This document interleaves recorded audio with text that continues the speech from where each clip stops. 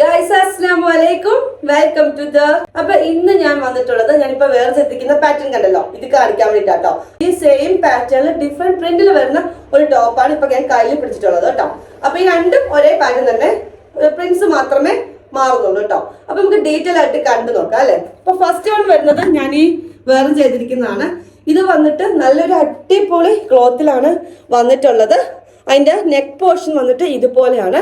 പിന്നെ ഇതുപോലെ എന്താ പറയുക, ബോക്സ് പ്ലീറ്റും കാര്യങ്ങളൊക്കെയാണ് അങ്ങ് ബാക്കും വരെയും നമുക്ക് വരുന്നത് കേട്ടോ.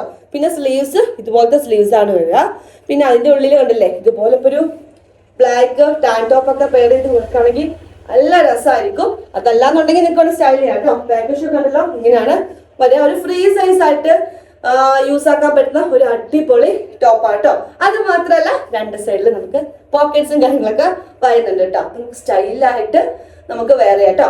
അപ്പൊ ഗൈസ്, ഇതാണ് സെക്കൻഡ് വൺ വരുന്നത് കേട്ടോ.